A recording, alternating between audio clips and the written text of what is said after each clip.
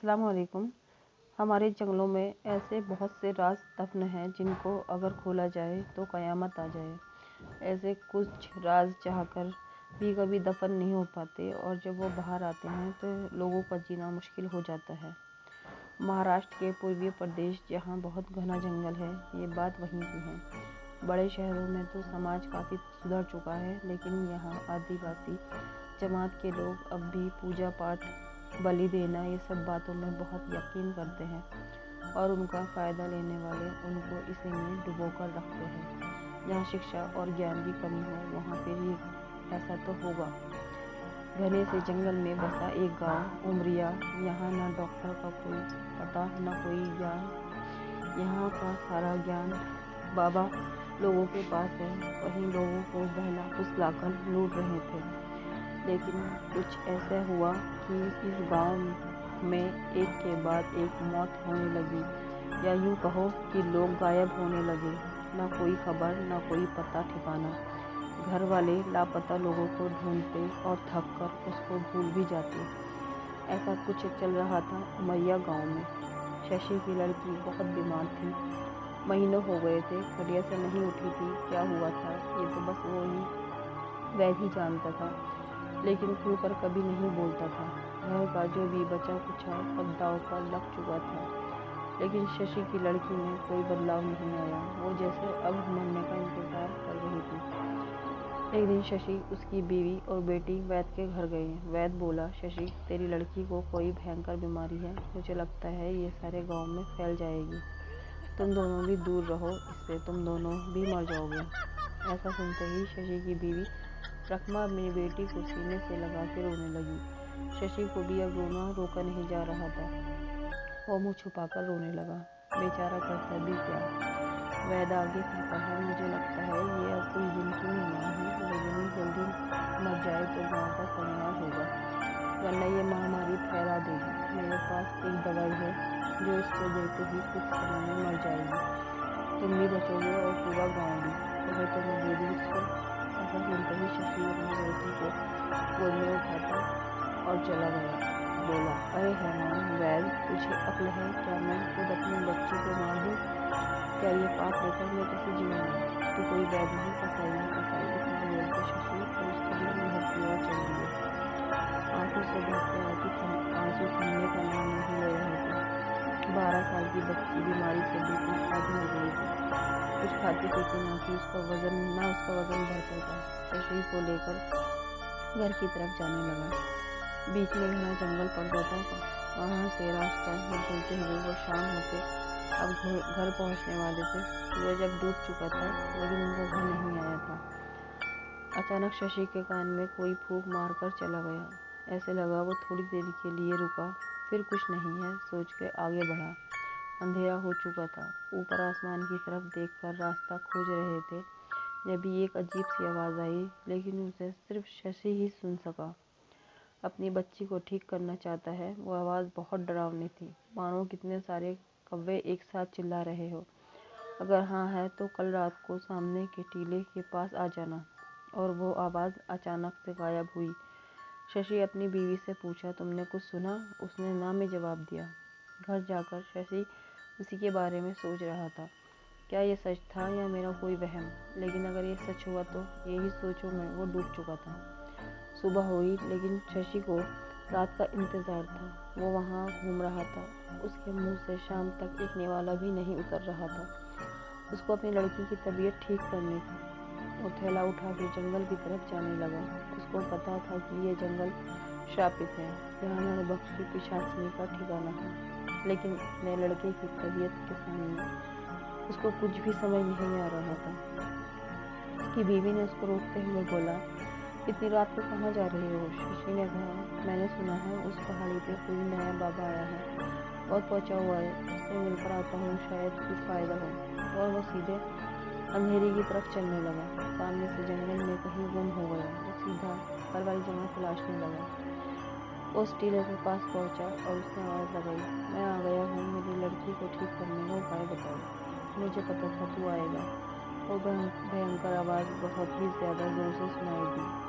अब वो सामने आ गई। वो भयंकर रूप में जमीन के ऊपर उड़ रही थी। सड़े मांस की बदबू आने लगी। उसका डरावना काला रूप देखकर शशि के पसीने छूटने लगे, हाथ पांव कांपने लगे, क्योंकि वो एक पिशाचिनी थी। तू डर मत, मैं तेरी लड़की को ठीक कर दूंगी, लेकिन मेरा काम है, वो तुझे करना होगा। बोलो मंजूर है तो मैं आगे बोलूंगी। पिशाचिनी की बात सुनकर शशि बोला, अगर मेरी बच्ची ठीक हो जाए तो मैं सब कुछ करने को तैयार हूँ। पिशाचिनी आगे कहती है, कल यहाँ एक बकरी की बलि देनी होगी, तो उसको मारेगा, यहाँ जमीन में गाड़कर चला जाएगा। इतना तुझे करना है, तेरी बच्ची ठीक हो जाएगी।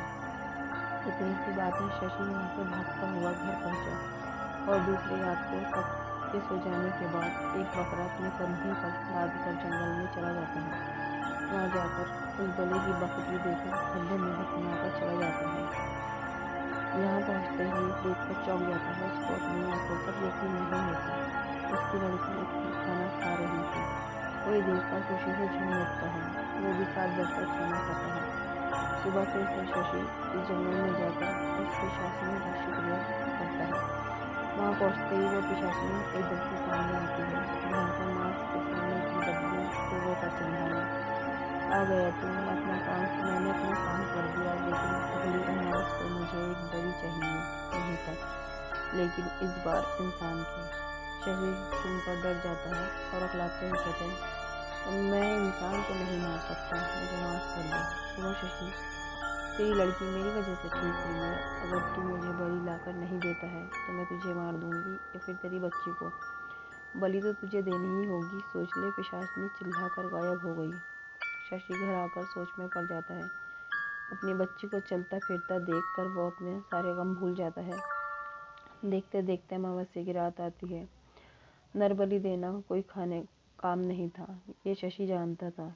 किसी गांव में खबर ना हो, इसलिए गांव में आए एक भिखारी को खाने का लालच देकर वो जंगल लेकर जाता है और कुल्हाड़ी के एक ही वार से उसको मौत के हवाले कर देता है।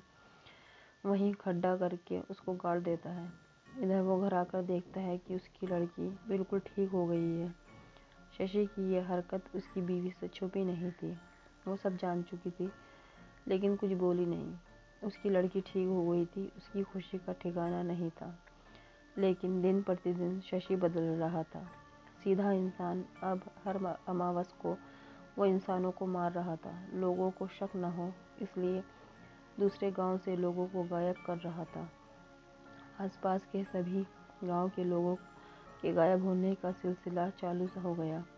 शशि ऐसे लोगों को मारता जो समाज के लिए खतरा थे या जो दूसरों को परेशान करते थे। इस वजह से भी लोग ज़रा शांति से थे कि बुरे लोग मर रहे हैं। इधर शशि भी समाज की मदद कर रहा था, इस खुशी में जी रहा था। ऐसे करते महीनों और साल बीत गए। अब शशि की लड़की शादी की उम्र की हो चुकी थी। नरभक्षी पिशाचिनी को अब हमेशा से नए शिकार को खाने की आदत पड़ गई थी। लेकिन जैसे ही शशि की लड़की की शादी खबर उसको लगी, वो गुस्से से तिलमिला उठे। वो सीधा शशि के घर पहुंची। सब उसको देखकर घर के बाहर निकल गए। उसका भयंकर काला रूप और सड़े मांस की बदबू ने सबको वहां से भगा दिया। लोग अब शशि को शक की निगाहों से देखने लगे। ये कौन है, पूछने लगे। घर पहुंचकर पिशाचिनी ने शशि से कहा, तेरी लड़की मेरी अमानत है, तो इसको किसी को नहीं दे सकता। उसकी शादी हो गई तो उस पे मेरा वश नहीं चलेगा। मैं ऐसा नहीं होने दूंगी, उसको मार दूंगी। पिशाचिनी को पता था कि अगर शादी हो गई तो शशि उसको शिकार देना बंद कर देगा। शशि उसके सामने रोता है और लड़की की जान की भीख मांगता है। उस पे पिशाचिनी कहती है, मुझे एक नौजवान की बलि चाहिए। ये जो तेरा जमाई है ना, होने वाला, उसकी बलि चाहिए।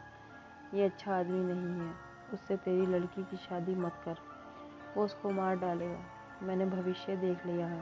शशि उसकी बातों में आ जाता है और पूजा करने के बहाने से अपने होने वाले जमाई को जंगल में ले जाकर कुल्हाड़ी से उस पर वार कर डालता है और उसको मारते हुए उस लड़के को बाप देख लेता है। इतने में वो नरभक्षी पिशाचिनी वहाँ जाती है।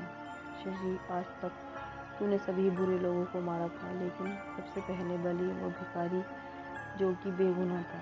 अब ये तेरा जमाई भी बेगुनाह था। लड़की के प्यार में तू अंधा था, अब तू पाप करके पापी बन गया है, अब तू शैतान बन गया है।